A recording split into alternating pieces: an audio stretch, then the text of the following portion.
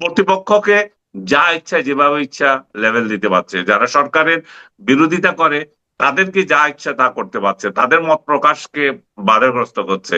যারা মত প্রকাশের জন্য মায়া কান্না করেছিল শেখ হাসিনার আমলে, তারাই এখন মত প্রকাশের সবচেয়ে বড় বাধা হয়ে দাঁড়িয়েছে, তারাই কণ্ঠরোধ করতে চাচ্ছে। জি, আচ্ছা, আমরা একটু মানে রিসেন্ট পয়েন্ট আসি, বিভিন্ন ইস্যুতে আসি।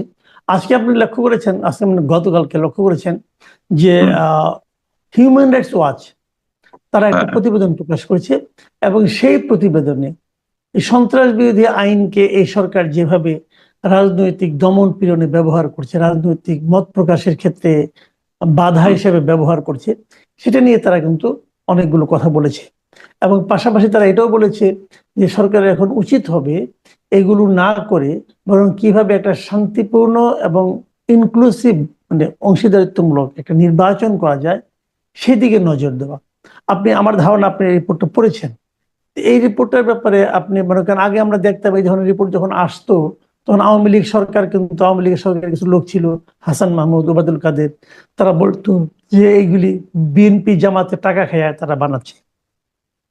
এখন যখন এই সরকার এই ধরনের মতামত আসছে এবং ওই প্রতিষ্ঠানই করছে, তখন এটাকে আপনি আসলে কিভাবে দেখবেন? আমি সরি যে আমি ইনক্লুসিভ ইলেকশনের এই প্রসঙ্গটা আমি দেখি নাই। আমি দেখেছি আমি হিউম্যান রাইটস আমি কি আপনাকে ভায়োলেশন। আমি কি আপনাকে এটা একটু পড়ে শোনাবো, একদম মানে ওই একদম শেষ বাক্যটা উনি বলেছেন, কি আমি আপনাকে পড়ে শোনাই, তাহলে বলেন আপনি বলেন তো একটু। বুঝতে পারবেন। যে হিউম্যান রাইটস ওয়াচের এশিয়া অঞ্চলের উপপরিচালক মীনাক্ষী গাঙ্গুলি বলেন, বাংলাদেশ সরকারের সন্ত্রাস বিরোধী আইনের অপব্যবহার বন্ধ করা উচিত। আইনটি রাজনৈতিক দমন পীড়নের সমার্থক হয়ে উঠেছে, এই আইনটা। না, এগুলো ঠিক আছে, আমি বলছি আচ্ছা, ইনক্লুসিভ এর ইলেকশনের পরিবর্তে লাইনটা। আমি শেষ করি। এর পরিবর্তে অন্তর্বর্তী সরকারের নিরাপদ ও অংশগ্রহণমূলক নির্বাচনের পরিবেশ তৈরিতে মনোযোগ দেওয়া উচিত। ভালো বলেছে। আমার ওই হুম, ওই লাইনটা আমার স্কিপ করে গেছে চোখ থেকে, কেন জানি না। আমি এই পুরোটাই পড়েছি, এবং তারা জাতিসংঘ মানবাধিকার কমিশনের এখানে যে অফিস আছে তাদেরকেও জি, অ্যাক্ট করতে বলেছে, বলছে সরকার জি, আমন্ত্রণ জানিয়ে এনেছে তাদেরকে, কিন্তু তারা কি অ্যাক্ট করছে, তাদেরকে অবিলম্বে এই ব্যাপারে পদক্ষেপ নিতে বলেছে।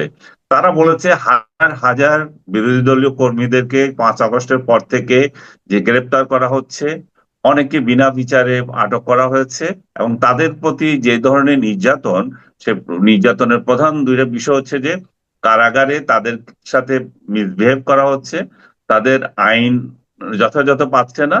দ্বিতীয়ত একটা হচ্ছে তাদেরকে যে ইন্টারগ্রেশনে, এটাকে কি জানি বলে না আপনার, 7 দিনের রিমান্ডে নেওয়া।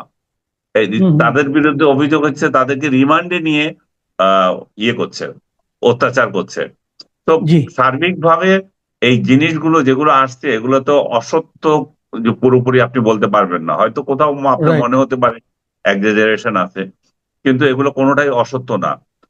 জি, সরকার আহ, এবং এই আইনটাকে সংশোধন করেছে আওয়ামী লীগের লোকদেরকে কিভাবে এখানে দমন পীড়ন করা যায় সেই মন্তব্য তারা করেছে। এটা কিন্তু জি, 2025 আইনটা যেটা ছিল, তারা বলছে যে শেখ হাসিনা যেই পথে হেঁটেছে সেই পথে এই সরকার কেন হাঁটবে। এটাই হুম, হচ্ছে তাদের মূল রাইট, মূল সুর।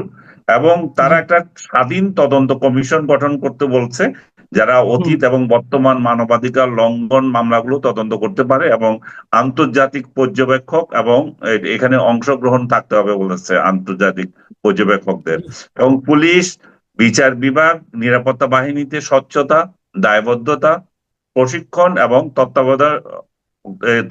ব্যবস্থার সংস্কার জরুরি বলেছে। তারা এখানে আহ, তথ্যের অ্যাক্সেস চাচ্ছে, স্বাধীন মিডিয়া, নাগরিক সমাজের অংশগ্রহণ নিশ্চিত করতে বলেছে, আন্তর্জাতিক মনিটরিং এবং প্রযুক্তিগত সহযোগিতা গ্রহণ করা উচিত বলছে, যেন শাসন ব্যবস্থায় মানবাধিকার নীতি প্রতিষ্ঠিত হতে পারে। আরেকটা বিষয় আপনার মনে আছে যে মঞ্চ 71, যেটাকে আওয়ামী লীগ ব্র্যান্ডিং করে আহ 16 জন ব্যক্তিকে গ্রেপ্তার করা হয়েছিল, সেই জি, প্রসঙ্গটা খুব হাইলাইট করা হয়েছে। সেখানে বলা জি, হচ্ছে যে পুলিশকে একজন সাংবাদিক যে এখানে গ্রেপ্তার করা হয়েছিল, আহ আলম পান্না, মঞ্জুর পান্না পান্না হুম, পুলিশকে ডেকেছে উল্টা পুলিশ তাকে রক্ষা করার পরিবর্তে ওদেরকেই গ্রেপ্তার করেছে।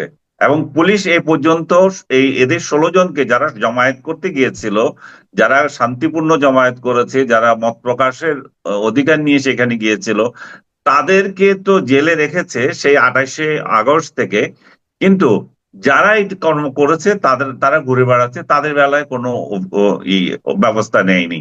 এর মধ্যে 80 বছর বয়স্ক একজন ব্যক্তি, সিদ্দিকী সাহেব, আর আপনার হাফিজের কথা বললো, হাফিজুর কার্জনের কথা কার্জন। বললো, হুম, হুম, ঢাকা হুম। বিশ্ববিদ্যালয়ের আইন বিভাগের অধ্যাপক, এই সবগুলো মিলিয়ে আহ, এবং আহ, বললো যে এদের প্রতি মানে এই আইনটা দিয়েও এটাতে বোঝা যাচ্ছে যে তারা এই আইনের আওতায় তাদেরকে করা হয়েছে। এগুলো একটা নির্যাতনের একটা বড় একটা সাইন হিসেবে তারা তুলে ধরেছে।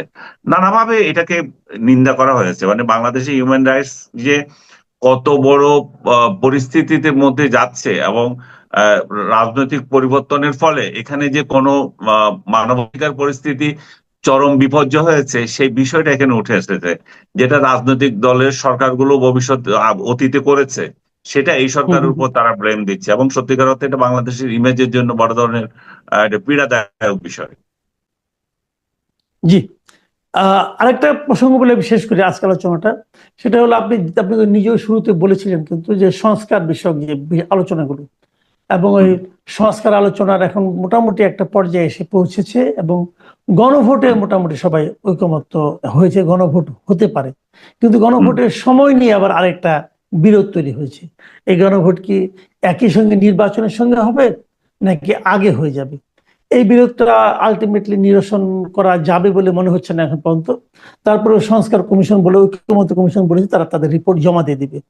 এখন এই যে সংস্কার, গণভোট এবং জুলাই সনদ, তার ভিত্তিতে নির্বাচন অথবা তাকে ছাড়া নির্বাচন, এই সব মিলিয়ে এই বিষয়টাকে আপনি কিভাবে মূল্যায়ন করছেন? আসলে কি হতে যাচ্ছে? আমি এটাকে খুব পজিটিভলি দেখছি। তারা 7 মাসে যে আউটকাম দিয়েছে, এটাকে আমি জি। নেগেটিভলি দেখছি না। আমি নেগেটিভলি দেখছি না এই জন্য, আপনি বলছেন যে তারা একমত হতে পারেনি, কিন্তু তারা একমত তো এটাতে হয়েছে যে বিএনপি চাচ্ছে এটা ভোটের দিন এই গণভোটটা হোক, আর জি। জামাত এবং এনসিপি আদার্স চাচ্ছে যে এটা ভোটের আগে হোক। তো কিন্তু তারা দুইজন যখন এক হতে পারেনি, তখন তারা এটা সরকারের উপর ছেড়ে দিয়েছে যে তাহলে এবার সরকার ঠিক করুক। তো সরকার ঠিক করলে তো তারা বলে নাই যে সরকার ঠিক করলে আমরা মানবো না। তো এখন তাহলে হুম। বলটা সরকারের কোর্টে। সরকার কি ওই ইলেকশনের দিন দেবে না আগে দেবে? এখন আপনি বলতে পারেন যে সেটা আগে দিলে ভালো না ওই দিন দিলে ভালো। আমার মনে হয় আগে দিলে আরেকটা গ্যাঞ্জাম তৈরি হবে। কারণ আপনি এটা এটা এটা নিয়ে আপনিও একটা লেখা লিখেছেন, আমি দেখেছি যে জি। যদি এটা না ভোট দিতে তখন কি হবে। জি। তখন তো এই তালবাহানা রাইট। হবে, তাহলে জুলাই সনদ টিকলো না, তাহলে আমরা ভোটে যাব হুম। না। রাইট। হ্যাঁ, তো জুলাই এটা সনদ নাকি যদি তার না রাইট। টিকে, তাহলে একটা একটা বড় ধরনের প্রশ্ন আসবে, তাহলে জুলাই সনদ আপনারা হ্যাঁ এর পক্ষে আপনারা ধরে নিয়েছেন যে না হ্যাঁ জিতবে, এটা যদি না জিতে তখন তো আপনারা তখন আবার গো ধরবেন যে না ইলেকশন হতে পারবে না। আর রাইট। ইলেকশনের সঙ্গে যখন হয়ে যায়, তখন জনতার রায় যাচ্ছে, এটা হ্যাঁ না হয়ে যাচ্ছে, অসুবিধা নাই তখন। এবং রাইট। এই এটাও তো আবার আমরা ঐক্যমত্যে পৌঁছেছি যে সংসদের প্রথম অধিবেশন হবে এই সংক্রান্তই।